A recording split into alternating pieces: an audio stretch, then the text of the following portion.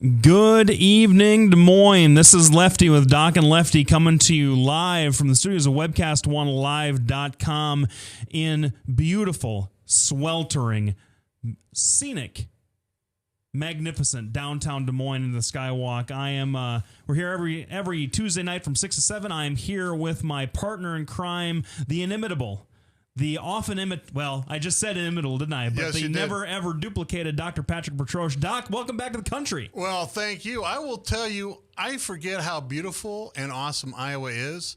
And then I leave, and when I come back, I feel the awesomeness in the plane as I'm landing.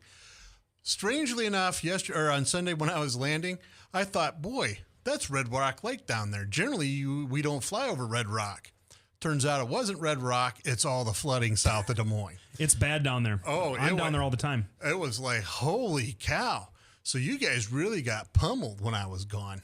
Well, so, I was in and not to make everybody feel bad, but I was laying on a beach sunning myself. And I know that's asking a lot of the sun, but still, it got it done.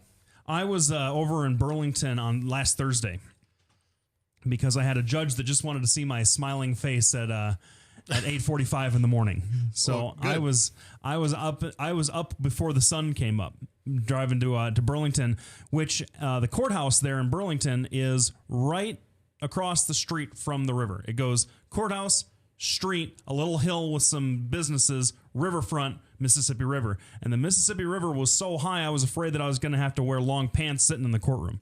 It was bad over there. I think they've got it worse than us. Wow. So, well, I'm going to tell you, I want to get straight to the meat of several issues. I thought to myself as I was overseas, watching everything blow up, getting the European perspective of what's going on over here, I thought I have picked the wrong time to leave the U.S. Yes, you did. Now, I will tell you that when I was overseas in April, what I heard a lot of is the Republicans are obstructing Obama. The Republicans are obstructing Obama. The reason we have austerity is because of the Republicans. And these are countries, such as Greece, Turkey, UK. What's the other one we got to arguing about the other day? Spain. And I thought, and it's really interesting to see how the world blames Republicans. This NSA, IRS, wiretapping, spying on everybody thing breaks big. The Brits admit, well, yeah, we kind of helped them. The Germans, who usually are strangely quiet, go, we have no comment. The Spanish say, well, we're not spying on people internally. And France goes out of its way to say, listen, we're not spying on people in France. We're spying on people out there. So it was really interesting to watch this entire thing unfold from overseas. And not once did they mention Democrats, Republicans. It was all strictly NSA. Oh, this is a rogue spy is what first came out. And then people were reading what that Snowden went to The Guardian. And when everybody started reading what he said, suddenly a lot of the politics went straight out of it.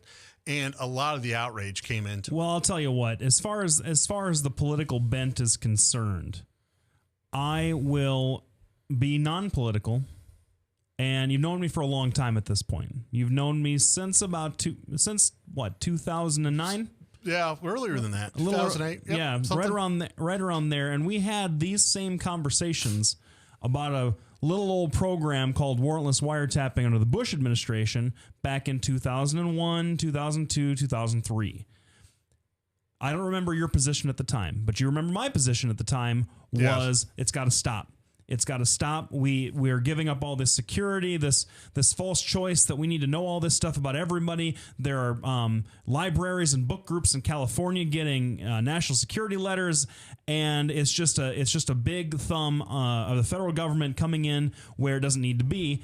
And I was very, very strongly and still am against it. And I'll tell you what, that was a Republican president that started that program, and wouldn't you know, his Democratic successor has continued it, albeit... And expanded, from my view.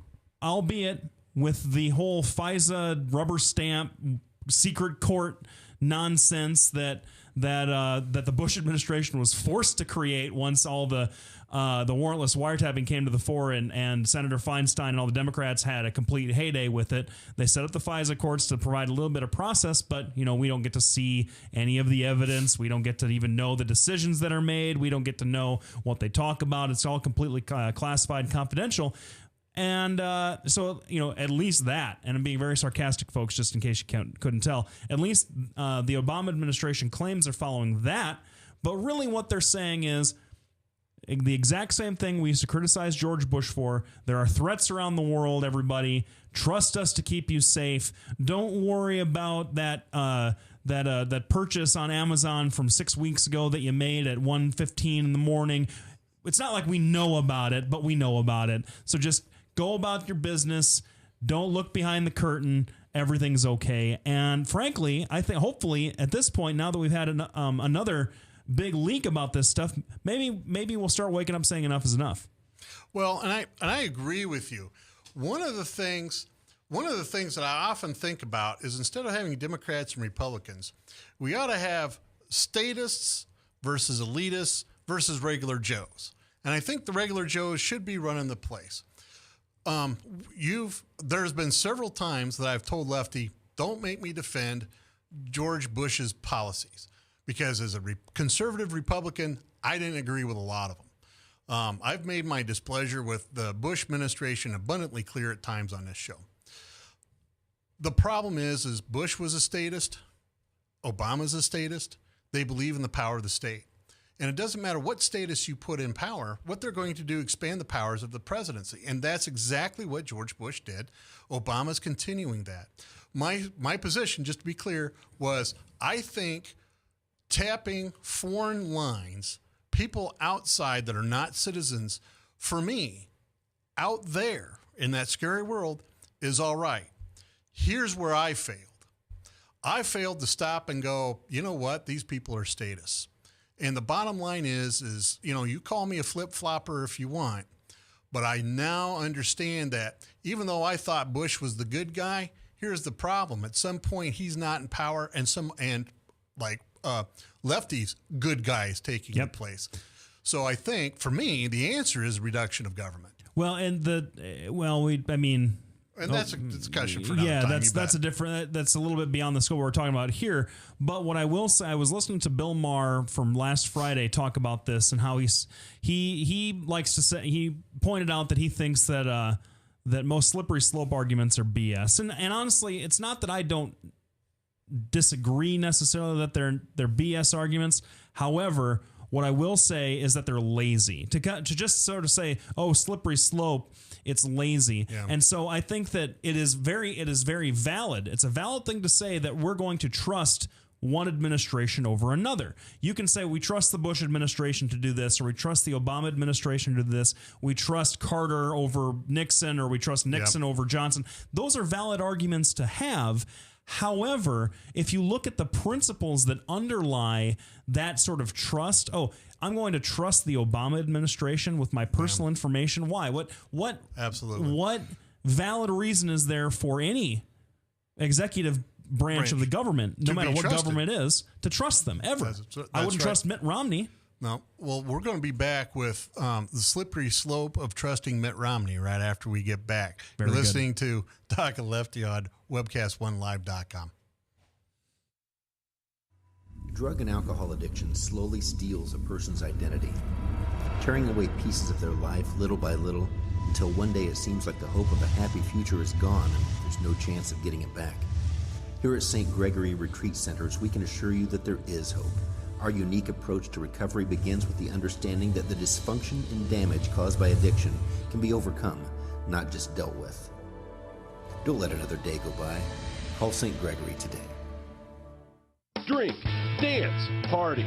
Kitty's is the ultimate dance club in Des Moines. A huge dance floor with room to move, 3 bars to keep your drinks full, and kickin' DJs playing all your favorite dance music. At Kitty's, we've always got your birthday party planned with Birthday Fridays. That's right, when your birthday rolls around, there's only one place to go. Gather up your friends and head to Kitty's, where you drink free on the Friday of your birthday week. Find out more about Birthday Fridays at kittysusa.com. Kitties, all kinds of people, all kinds of music, all kinds of fun.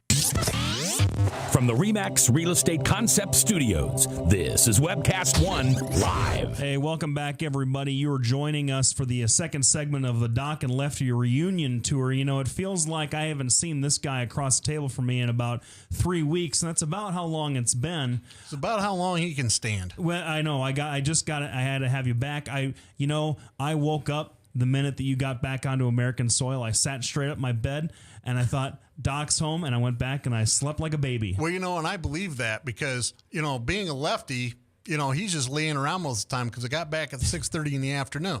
So, I can go with that. It's true. It's true. true. One of the things I want to talk about, well, just to mention briefly, when I was overseas, I watched the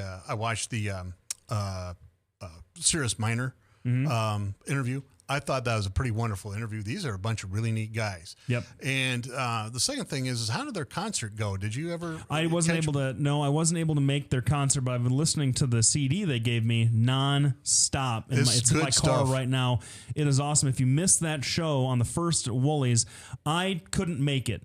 I had other commitments that were going on. Sleeping. And I wasn't able to make it. But if you made that show, call us at our 800 number and let us know what you thought. Otherwise, go and see these guys. Seriously, they got gigs all over town. They're probably in high festival mode right now, and they're fantastic dudes and fantastic music. But getting back to what we were talking about, the slippery slope of Mitt Romney. Well, we all know that Mitt Romney's got a pretty slippery slope. But what I hear from people in the media and from pundits, and it's just every time I hear a Democrat defend this program, it just makes me kind of slimy and icky. And every time I hear a Republican do it, I want to throw a shoe at the TV and point at the Democrats, say, "See, this is why we shouldn't be doing it." But things are bad when you have Feinstein going after Obama and Boehner defending him. It's not a good. It's not a good bad time. It's a very bad time, and it's probably just because Boehner wants to whoop his butt on the golf course again. He's probably trying to set up that twosome one more time. But what I would ask you, Doc, is since you've got a little bit more perspective on this than I do, I remember hearing about, since I wasn't alive at the time, J. Edgar Hoover's FBI with a boxy, double reel tape recorder taped underneath the bed of Martin Luther King Jr. And that's how they used to bug things. Now, this is just an extension of that. We had this kind of surveillance in this country forever. Since the FBI has been around, we've had an apparatus to spy on Americans. The FBI, this is something people of my generation and older with the rotary phones, remember those?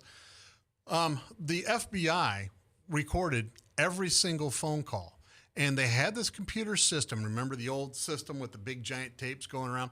They had this system that would search for particular words if they were together within a certain amount of time. Things like, obviously like President bomb or, President assassinate. If they were in a certain period of time, they would flag that conversation, pull it out, and listen to the recording. This has been going on since Bell invented the telephone. Honest, this is what's been going on. This is what our government has been doing all the time. The problem is it's now out into cyberspace, and we're not used to the cyberspace technology. There's the amount of information that goes into storage per year is the amount of information of human history that we've accumulated from the beginning of human history to 2008. And we're putting that kind of information in storage facilities and everything else, like this new Facebook storage thing out in Altoona. That's what they're doing. This is just a giant data mining operation. The problem is how are you going to be able to separate out people that are going to be, blowing up Christian sinners or, like the Boston bombing from other people? Well, the bottom line is you have to be able to adapt to what the new situation is, new reality. I've been very critical of a lot of the supposed safety measures that the United States have taken and the rest of the world has taken, with the exception of Israel. Now, one of the things I hear quite often, and I think George Bush can take credit of of this, at least in part, not fully, but in part. We haven't had another bombing on our soil from jihadists up until here just very recently. So we had like an 11-year run. Well, keep in mind we had the World Trade Center bombing under Clinton. How long did we go without a bombing between then and when they took the tower down? About the same amount of time, roughly. All right. I think what was it, 7 years or 8 years between the blind sheikh bombing the garage? I thought it was in like 94. Yeah, and then we went to 2001. So you're talking 7 years. Mm-hmm. So, well, what's your point? Well, my point with this is it's going to take a while for these guys to get together the resources to go have another attack. Number two, they're adapting their strategy. We know what their strategy is. They're going to radicalize individuals. They're no longer going to get together in big groups because we can hunt them down. It's like a big beacon with all these cell phones going off in a cave meeting somewhere. So you have these self-radicalized people that are doing these lone wolf attacks. You have the Fort Hood shooter. You have the Boston bombers. And this is what they're doing. The attack that beheaded that soldier in the UK, same thing. A radicalized young man who did it to himself engaging in these terror attacks. We're not keeping up with how they're changing their attacks. What we're doing is looking at the attack that would just occurred and adjusting for that attack. And we should be looking down the road how they're going to change. Coming through the airport, I have to take my shoes off. Well, that's just ridiculous. You know, nobody's going to be hijacking a plane anymore. As soon as they do, everybody's going to jump them. You know? Well, I guess I see what you're saying, but the thing is, I feel like the fact that we're having all these lone wolf attacks now is sort of evidence that the centralized nerve center for terrorism, whether it, in whatever group that it happens to be in, is functionally dead. I mean, but the problem is it's sort of like a hydra. We cut the head off of Al Qaeda, and I'm not even talking about Osama bin Laden. We cut the head off of Al Qaeda back when we ran them out of Afghanistan. Okay, yep. But what the war on terror has done has created all of these other groups that have spawned out of the corpse that is Al Qaeda, whether it be Al Qaeda in the Arabian Peninsula, whether it be Al Nusra, whether it be all these different factions vying for supremacy in Syria, whether it be the Al Shabaab in Somalia, all these different little groups running around doing stuff has, honestly, it made more. I still think that the war on terror was a bad idea and just tactically. How you can't really have a war against a particular ideology. You can have a war against a country, but a war against an ideology like radical Islam or whatever doesn't make a whole lot of sense. But it made more sense when it was the U.S. against Al Qaeda. That sounds a lot more like the Allies against the Axis powers, right? Well, now we don't have Al Qaeda. We have all kinds of different other groups. Doesn't that sound more like a police action to you? Doesn't that sound like police action rather than military action is more warranted to go into these countries and sweep this up? Absolutely. And I agree with you 100%, Lefty, and I always kind of shiver whenever I have to say that. We're going to get right back after a brief message from our sponsors. Right after this break, we're going to talk more about the splintering of Al Qaeda. You're listening to Doc and Lefty on webcast1live.com. Petrosh and Associates, how can I help you? Petrosh and Associates will provide you with a friendly, caring, and confidential place to find help for mental health concerns. We are ready for your call. Our doctor, Dr. J. Patrick Petrosh, provides a full range of psychiatric services for children, adolescents, and adults in a forthright and informative manner while maintaining a casual, comfortable, and relaxed atmosphere. Drug and alcohol addiction slowly steals a person's identity, tearing away pieces of their life little by little until one day it seems like the hope of a happy future is gone and there's no chance of getting it back. Here at St. Gregory Retreat Centers, we can assure you that there is hope. Our unique approach to recovery begins with the understanding that the dysfunction and damage caused by addiction can be overcome, not just dealt with.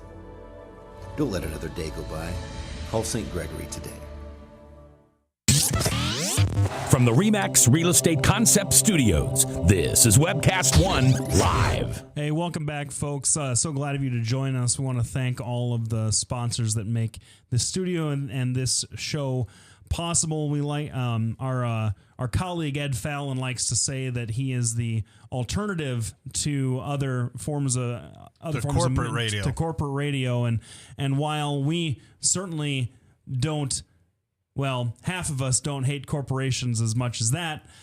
We do appreciate the space that we've been given to come to you every single week and express our viewpoints and open up the forum of communication to those folks that just they don't want to have to call into a terrestrial radio show. They'd rather come and call and talk to us directly because they know that it's user controlled and user oriented. So, Doc, speaking of users, okay.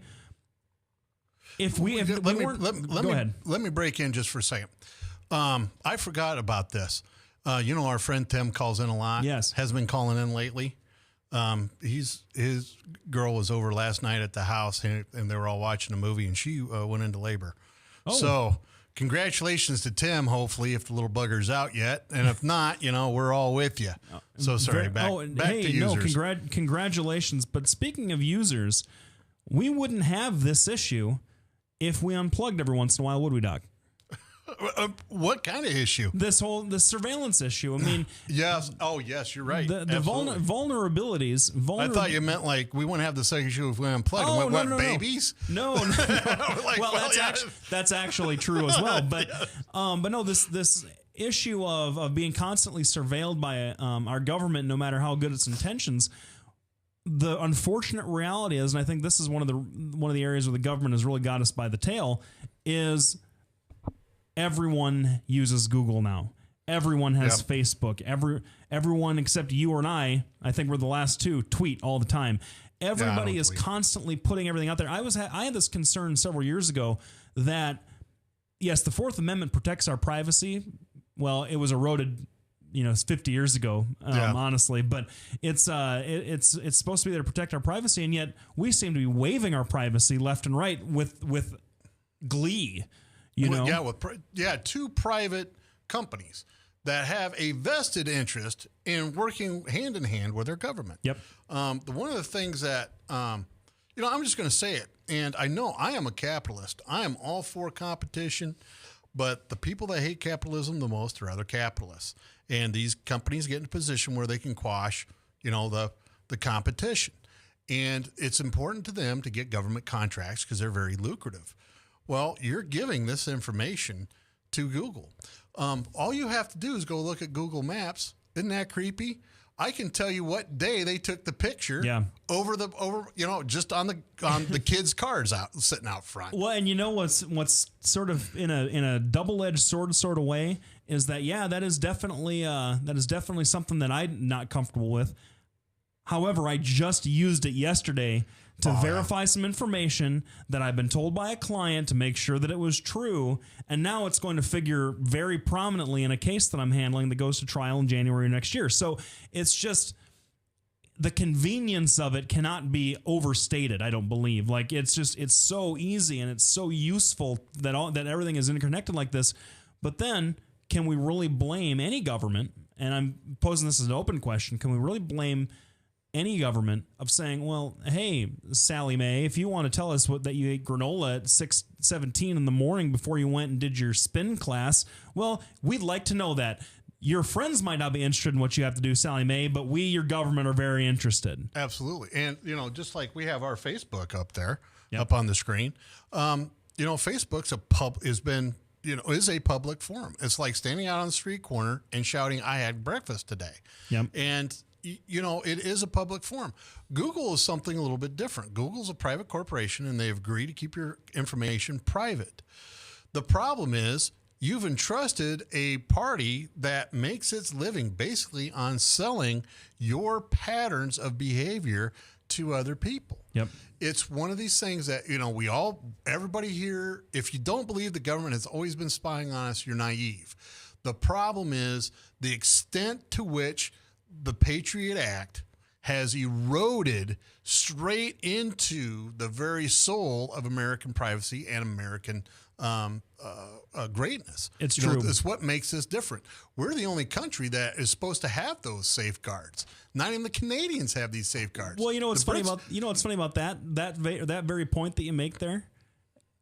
Germany Germany's privacy laws are so strict that they don't even allow Google to do street view cameras without like a ton of oversight. You know, Google got in a huge fight with Germany back in the early part of the 2000 decade when they wanted to bring their street view cameras up and down, and the German government said no, we're going to let them. Yep. Germany, with all the historical difficulties that Germany has had, Germany, probably because of those historical difficulties, has stricter privacy laws than the United States. But it's not guaranteed in their constitution, right? Yes, it is. Are you sure? Yeah, their privacy laws stem directly from and their constitution is 8 times longer than ours too. Absolutely. So all right.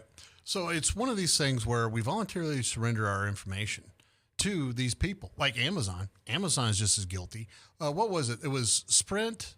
Was it Sprint? It was a phone company.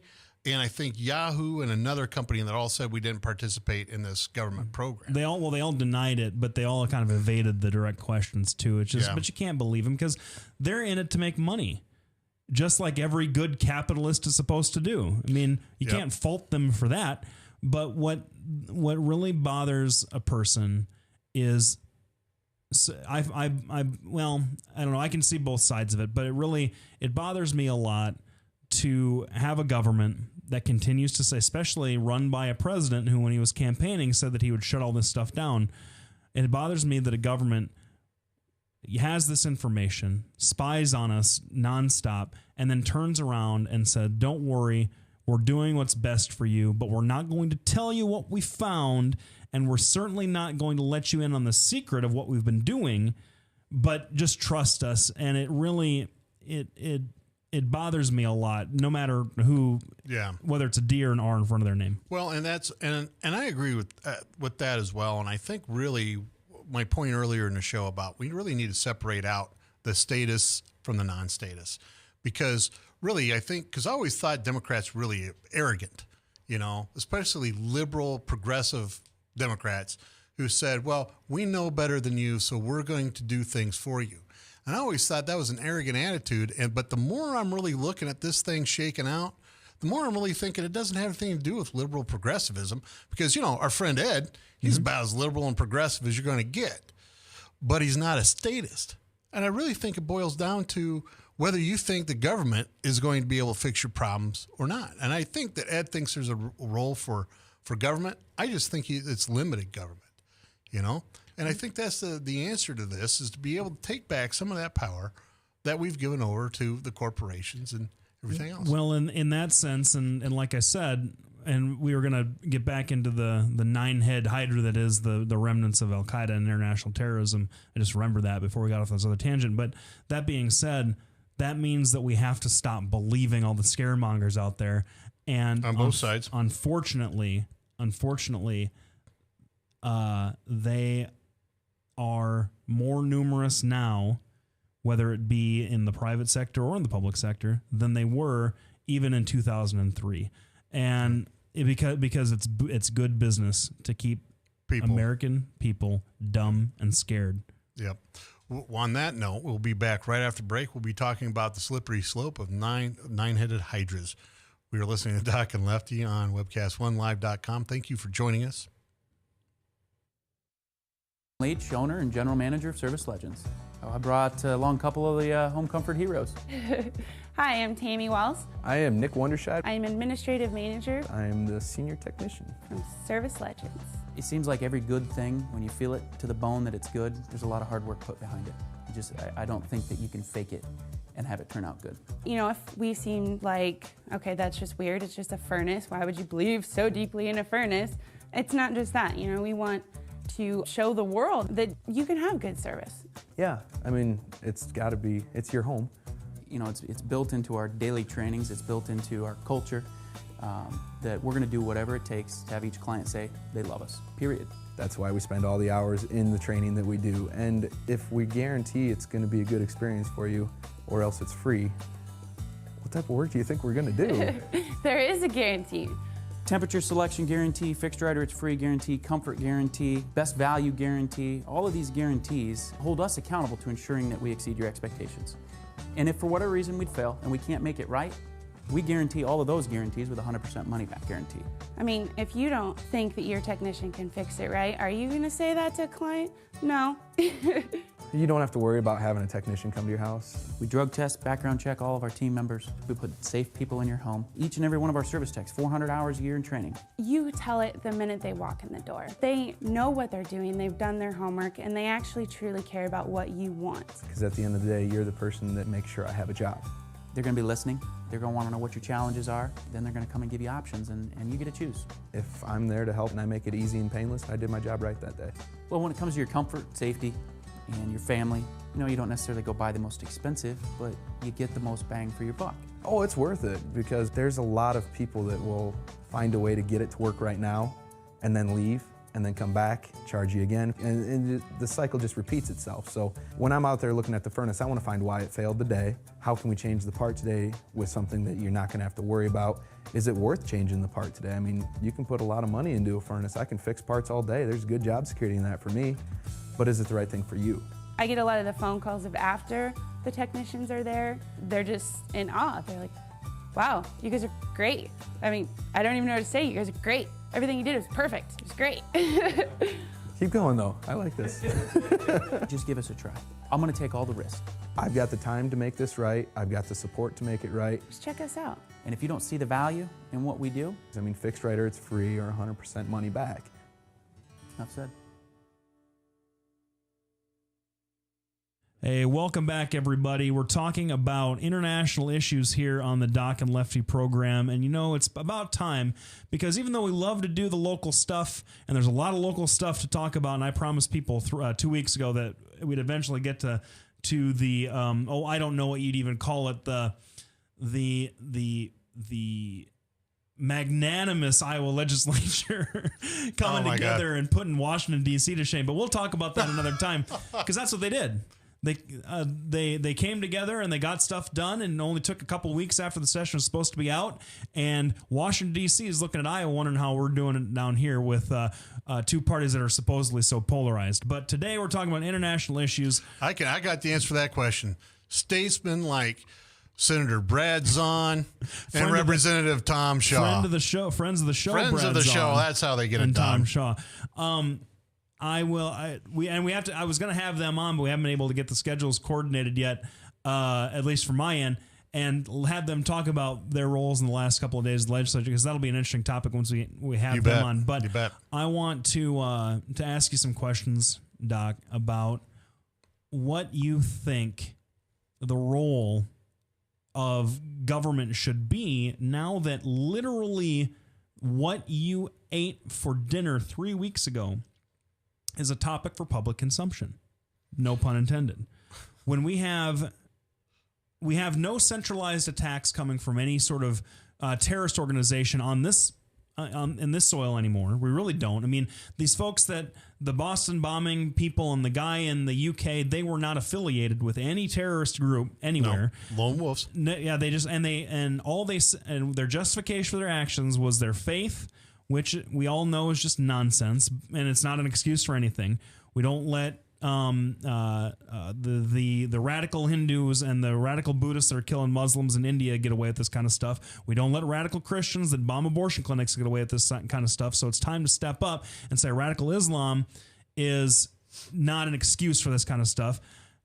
Going out a limb there, I know, but they said it's their faith and our war on Islam. And what these knuckleheads need to understand is that Muslims kill more Muslims than Americans do. Absolutely. These terrorist attacks in Syria and Iraq and Afghanistan and Pakistan, they're killing Muslims. And it's Muslims, it's Shia killing Sunni, Sunni killing Shia, the Wahhabis, everybody else kind of getting all involved in this stuff. And it's not Americans killing Muslims. We're just trying to keep the peace. And that's, I'll stand behind any soldier that makes that argument any day of the week. But what should the government be doing? Because lone wolves, you can't have the National Guard on alert for a lone wolf 24 hours a day. No, you can't. And it's, for me, I believe the less government you have, the better. The less money you give the government, the more they have to decide what critical functions they're going to engage in. We have the Department of Homeland Security, which, if you've traveled at all, is a joke and a waste of money. We have Health and Human Services. That's a joke and a waste of money. We have the FDA that's responsible for our food. Here's the problem with that. Every company that deals with food, that processes food, whatever, Graziano's here in town is the one that comes to mind. Lafredo is the other one. They have more inspectors going through their plant than the FDA requires. I think that there's a lot of governmental overreach, and I think that if we start focusing and being smart and using things that are practical instead of ideological, then we'll be a lot further ahead. I've said this before. As far as the war on terror, we need to be looking for bombers, not bombs. We need to be looking ahead and seeing what the bombers are planning, instead of going, well, hold on. Are we, like we talked one, are we going to start banning pressure cookers? I mean, that's the kind of stuff that we do. Well, let's ban pressure cookers. Because that doesn't do us. They've already done that bomb. They're moving on to something else. Wouldn't that be exactly what the National Security Association Administration, whatever it's called, wouldn't that be exactly what they would say? That we're sweeping up all this data because we're trying to find the next bomber? Isn't that exactly the argument that they would make? Well, but the problem is there's a certain group of people that are going to become bombers. Lefty over here is not going to be a bomber. There's no reason to collect his information. I'm not going to become a bomber. Ryan, for crying out, Frank, our producer, is not going to become a bomber, right? You're trying to look for the needle in the haystack. So instead of picking up each piece of straw and looking, why don't you just kind of blow things around until you see a glint and then focus on that? And I agree with you. That's the excuse that they will use. But the Israelis target people that are going to be most likely to become bombers. You're talking about profiling. Yeah, I'm talking about profiling. And even though, and this is what I get back to, ideology, right? When I go through a line and I see my mom, somebody like my mom, being pulled out of line, forced to take her clothes off and doing a pat down, just randomly, that isn't going to help anybody. She isn't going to be a person that's going to be of interest. A person of interest, simply because of the way I look, I could see if I get pulled out of line. I've never been pulled out of line. When you're talking about, looking for bombers, you have to look at who has been to the radical sites. I don't go to the radical sites. I'm not going to radicalize myself. You're not going to radicalize yourself. So if you're going to take information from the radical sites. You can track anything through the IP addresses and everything else. What they can do with the technology today is absolutely mind-boggling. These people set up these sites. They radicalize themselves. All you have to do is figure out, Bob down the street, he's radicalizing himself. He just got out of jail. He's angry. He's upset with the system. Maybe that's somebody you look at and start saying, well, hold on. He's hitting these radical sites. He's a former... He's a Christian that's converted to Islam. He's angry with the system. Maybe those are some things. Doesn't matter if Bob's black, white, green, yellow. Yeah, it just matters that he has that same behavioral pattern. I feel like folks are. I don't know. I feel like that kind of tracking is going on right now. I guess I don't see how we really can make the argument that. That's what we need to do more of that. I feel like we're probably doing as much of that as we possibly can. We don't need to do more of that. We need to do whatever we do smarter. Hey, I've just been I got the word that we just had a phone call. Oh my goodness. Call in. Caller, you are on the air with Doc and Lefty. Hey there, Doc and Lefty. This is Tim. Tim, you got your daddy yet? No, I was real close. You're real close to being a daddy? Yeah, pretty close. Here, let me 1 second here. All right. Sorry about that. I had to shut off the TV that I'm watching here. Well, you're watching TV while you're listening to us? How is that possible? No, That's how smart our listeners are. Our listeners are so smart that they can watch TV and listen to us at the same time. Well, actually, I'm watching you, so it's like echoing back at me and really annoying. Oh, all right. That would get kind of annoying. But Tim, what's on your mind? Well, actually, I just wanted to comment on some things that Doc was saying there. You know what, Tim? We're going to take a quick break. Can you hang on till after the break? Yeah, I can hold on. All right, we're going to be right back right after the break. Stay tuned to Doc and Lefty, and please visit our sponsors. We're here every Tuesday from 6 to 7 p.m. We'll be back right after the break with Tim. From the RE/MAX Real Estate Concept Studios, this is Webcast One Live. Whether you're 10, 25, 50, 80 years old and beyond, everyone needs to live within their means. I'm Tom Coates with Consumer Credit of America. For almost a quarter of a century, we've helped people of all ages learn to manage their personal finances to benefit them far into the future. When problems arise, we've got the experience you need to make those debt problems go away. Got financial problems? Call Consumer Credit of America. If Tom Coates from Consumer Credit of America was your personal webmaster, Tom would filter out all bad debt emails. If Tom was your mailman, you'd never get any debt reduction junk mail. If Tom Coates was a lineman, he'd block any phone calls offering to reduce your credit card debt. Hi, I'm Tom Coates with Consumer Credit of America, and we're still your best choice for credit counseling. We're local, we're accountable, and we can do more. You make the call when the time's right for you. When it comes to competition, there really is none for Consumer Credit of America. Hey, welcome back, everybody. We're joined by our first friend of the show, Tim. Tim, I understand that you have a couple things. You want to make a couple comments to some of the stuff that Doc was talking about. Yeah, he was talking about tracking IP addresses to, radicalize sites to, try to get a hold of people who are, maybe looking to bomb something. Now, the problem with that is most websites, I don't know if you knew this, are usually hosted on a Google account or hosted through Amazon. So, well, then, so it should make it easy for the government to track that. And yes, but the problem that they're having that I have with this whole system is they're not getting, a search warrant for an American citizen to go in and get that information. They're just gathering everyone's information. If they want to gather information like that, they need to get a search warrant. Well, what they do say they're doing, though, is they're getting these FISA warrants. And these FISA warrants are why don't you explain what a FISA means? The FISA court is a secret court that is in charge of looking at the evidence that the NSA or the FBI brings to it to justify these sorts of sweeps, and it's all classified. We don't get to see any of it.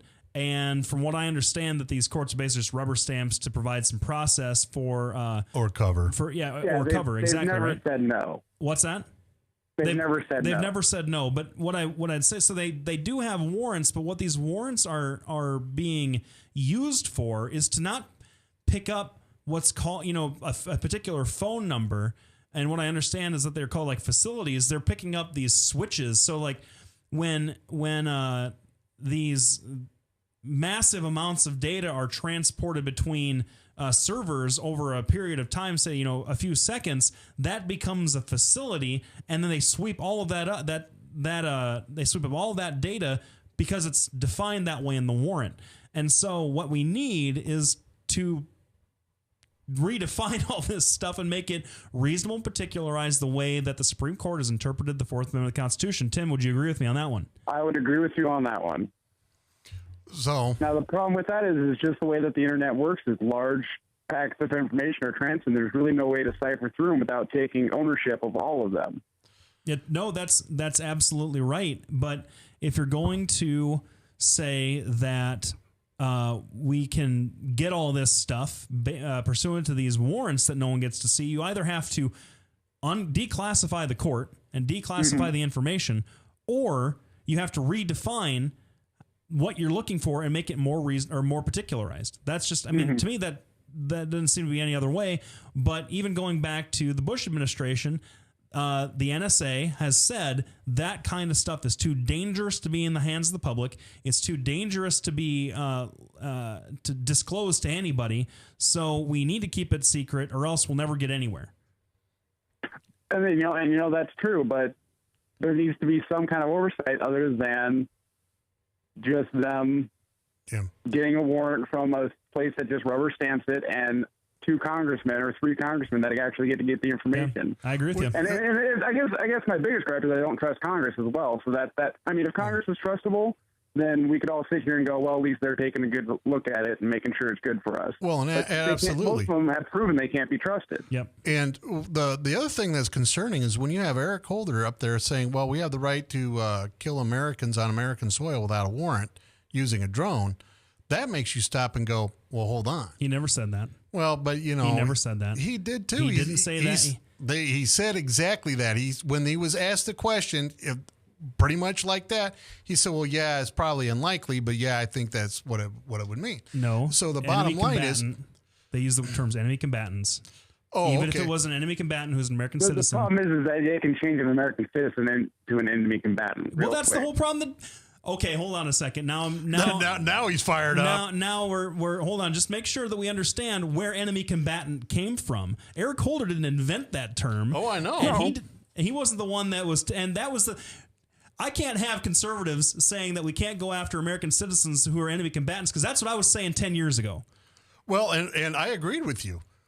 Tim agrees with Fair you. enough. If you have an American citizen, regardless of how screwed up he is, he has certain rights. Exactly. I don't think that those rights extend to non-citizens. That's one of the arguments you and I have a lot, is I think if you're a citizen, whether or not you're fighting for Al-Qaeda, you still have to have due process, even if you're overseas, even if you're treasonous. Mm-hmm. I mean, Benedict Arnold, way back when, he had his due process. Yep. Mm-hmm. So, exactly. And that's really what is concerning to me, is this big giant ball who started with the Bush administration. Because like I said, I don't like being put in a position where I have to defend them. And this whole thing is just snowballed right down the slippery slope that libertarians complained about and Democrats complained about and some Republicans complained about. And we have a Democratic president who said he'd get rid of it. We have a Democratic president and a do-nothing Congress. It's the exact same. A Democratic president who thinks that he has to be a tough Republican guy overseas, and a do-nothing Congress and a Supreme Court that's just taking no position. All this stuff. It's the exact recipe. The fact that we don't have boots on the ground in Syria right now is shocking to me, given that recipe. It really is. Honestly, which side should we take in Syria, though? Well, of course. I mean, that's my position. I don't think we should be there. I mean, we can't. Yeah, we can't go there just because there's no good side to be on. The rebels have used chemical weapons, and the government massacres people. So it's just something that we should stay out of, just because there's no good way to know how to start that. Yeah, absolutely. And just on an aside, when I was over there, Putin, in announcing that he was splitting from his wife, also pretty much said, we're going to support our ally in Syria. Yeah. And in diplomatic speak, that means if the Americans come in, we're coming too. So it's, that's just a big old sandwich, so to speak. Yep. And so it's one of these things where I get frustrated with my own party. Blake, as you can see, is getting frustrated with his own party and his leader. And we get back to, what's a guy to do? What Tim, if you were a typical voter at this time, what would you vote for? What would you tell the parties is important to you? I would tell them to move more to the libertarian line, and I'd say, throw Rand Paul into the presidential mix next time. All right. So why him? Oh yeah. There's a lot of good names in the Republican Party that are coming up that have a lot of potential. Well, so what do you find attractive about the Libertarian Party and their solution to this, besides, hey, let's play isolationism? They're not entirely isolationism. That's not entirely what they're about. It's more of, hey, let's take a closer look, like in Syria. Let's not get involved right away. I can't promise you, if McCain was, say, president, we might be in Syria right now. He was kind of a loose cannon, and I didn't vote for him. Yeah, and that's true. We have to take another break. Well, I want to say special thanks to Tim. We hope his girl and his new baby. You're having a boy, right? Yep, I'm having a boy. All right. So his girlfriend and his baby boy come through this okay. We'll be back right after the break. You're listening to Doc and Lefty on webcast1live.com. Thank you for tuning in. Trosh and Associates will provide you with a friendly, caring, and confidential place to find help for mental health concerns. We are ready for your call. We are proud to work with military personnel and their families. Our doctor, Dr. J. Patrick Bertroche, provides a full range of psychiatric services for children, adolescents, and adults in a forthright and informative manner while maintaining a casual, comfortable, and relaxed atmosphere. Our licensed mental health therapists provide individual counseling to children, adolescents, and adults, including couples and marital counseling. Visit our website at bertrocheandassociates.com for more information or call 515-334-9484. Our offices are located at 5525 Meredith Drive in Des Moines, just east of Skate North off Merle Hay Road. Isn't it time to talk to someone? Take care of yourself and your family. Contact Bertroche and Associates. Hey, welcome back. Give Tim a special thanks for calling in. We always are happy to hear from him. He was the guy that believed in us when only our moms did, and not even mine. And that's right. I take it back. My mama believed me from the beginning. But I just want to respond to something that he said about Rand Paul. Now, Rand Paul is obviously making a push to run in 2016, and he's got a long, difficult road in front of him because the rank and file of the Republican Party right now is completely against the Paul style of foreign policy. 100% lock, stock, and barrel. Absolutely. They don't want to see that kind of foreign policy come out of a Republican presidency. And as we heard from Tim, it's the younger generation, the folks that are coming up that are dissatisfied with Republicans and Democrats are leaning that way. But I wonder, and this is pure speculation, I don't want to get too deep into Senator Paul's record, but I wonder, Doc, you saw a community organizer who was compared to the most socialist president since, even worse than Franklin Delano Roosevelt, who created Social Security that has socialism in the name. Barack Obama come in, former community organizer, and turn into a neocon as far as his foreign policy is concerned. How can a guy who arguably is closer to that is more vulnerable to those neocon attacks, i.e. Rand Paul, defend himself against doing the same exact thing? I'm not sure he can. Well, and I don't think he can either, because Ron Paul really was surging when they got on the debate here at Drake University, when they had that. And when he got up there, and I remember being in the audience, and he got up there and he said what he had to say about foreign policy. And you could tell all the people that supported Ron Paul, they were holding up signs in the background and everything else. He said that, they dropped their signs. His foreign policy is not practical in any way. Nobody wants to go to war. I honestly think that we should be pulling troops home. I think just about everybody believes. But you can't get up there and say, Iran's not a problem to us. Iran is a problem to us. You can't say, well, North Koreans are over in North Korea. It doesn't really work that way. We're a global globe now. We're all interconnected. And in order to secure America's position, we have to do some things that are unsavory. And that is, sometimes we have to pick despots, right? I mean, our choice in Iraq, when they were in Iran-Iraq war, either pick the people that took our embassy or Saddam Hussein. We didn't have a lot of choice, so we supported Saddam Hussein. All right. Had he proven himself to be as brutal of a dictator by that point? I'm not so sure that he had. But we all knew. That was 15 years before he killed all those Kurds. Yeah, but you know the kind of people you're dealing with over there. I don't know. Winston Churchill and Joseph Stalin were kind of friendly by the end of World War II. All I'm saying is the despot you know is more dangerous than the one that you don't know, even though if the one that you don't know is going to bite you in the butt later. And so when you have an Ayatollah who put fatwa on the whole country, for example, I can understand why we would have support. The interests change, but that kind of goes back to the point of why are we getting in bed with any of these people? And that kind of goes to Ron Paul's point, because Rand Paul has yet to demonstrate how his foreign policy is different than his dad's whatsoever. He won't answer questions about that. I imagine it's because it would make it a little uncomfortable at Thanksgiving dinner. But Ron Paul says it doesn't matter. It doesn't matter. We shouldn't be doing business with any of them because you can't trust any of them. He wants to pull everybody back, which is completely anathema to the neocon position of exporting democracy around the world. And so but we saw that same trap close around President Obama. Remember, this is a Democratic president who on day one wanted to close Gitmo. It's still open. He wanted to pull back. He wanted to end wars in Iraq to focus on Afghanistan, which was his good war. He did that only pursuant to George W. Bush stopping that first. This guy won the Nobel Peace Prize and has killed more brown people in Pakistan than George Bush did the entire time of his presidency.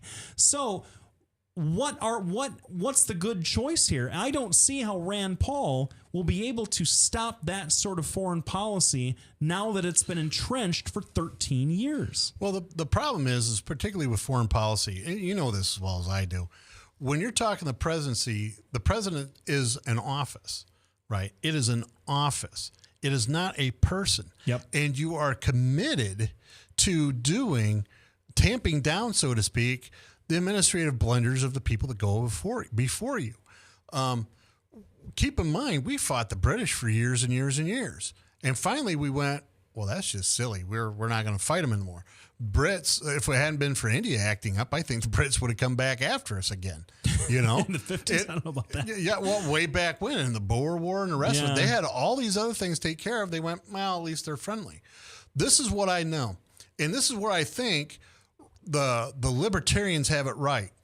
We can do more exporting and being trade partners with people around the world than we ever will with boots on the ground. There are times when you have to take a stand. We like to point at Germany, for instance, and we can demonize the Germans all we want, right? We had to go fight against the Japanese who attacked us. I get that. Sometimes those things happen.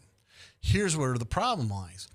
If we export our culture, if we export our goods to nations who want them and thirst for them, and we are we're in the next Hanseatic League, we're going to do far more to bring democracy to these countries than any bombing we're going to do, than any drone strike, than any Al-Qaeda person we're going to kill. It sounds like you're saying that it's better to make friends than kill enemies. Is that what you're trying to say? Well, I've always believed that, but then there comes a point when it doesn't matter what you do, they're not going to be your friend.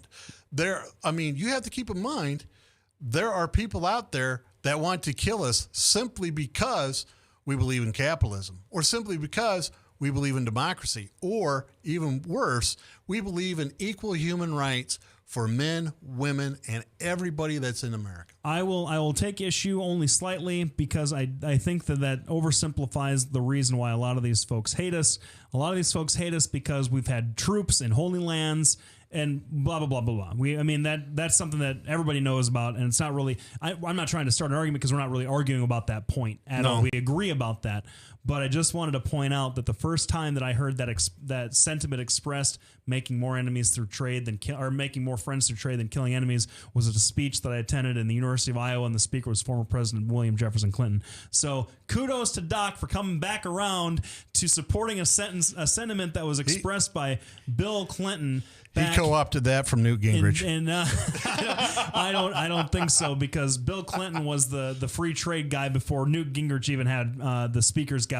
But anyway, I want to thank everybody for listening. Doc, you got some people that you want to give a shout out to before we close the show down? Well, who was that? Oh, yeah, Tim and Kat. They're going to be having a baby tonight. All my new foreign listeners that I've talked to overseas, including Malcolm and his wife, who Malcolm was very nice and showed us around Oxford, which was wonderful. We're grateful for our sponsors, Des Moines Anesthesia and the GOP, Polk County GOP. Their fundraiser was a tremendous success. They're having another fundraiser coming up here in about, I think, 3 months. It's going to be golf outing. It's wonderful. Also, keep in your hearts and minds and your wallets, Youth Homes of Mid-America. They had their golf outing yesterday. It was a tremendous success.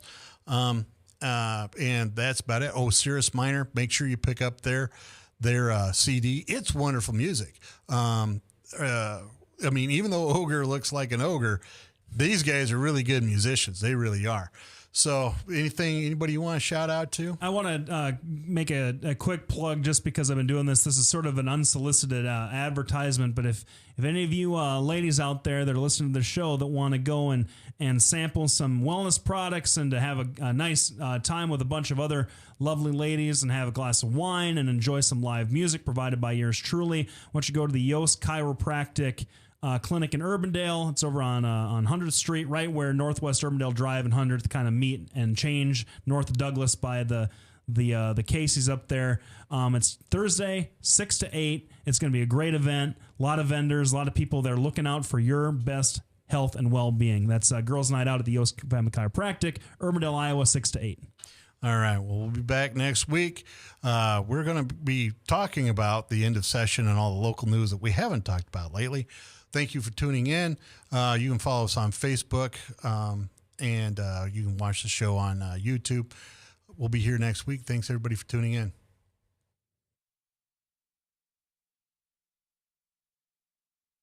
Hi, I'm Representative Tom Shaw, and I love these guys. Both of them. Love these guys. Get over here. Get over here. Love both of them.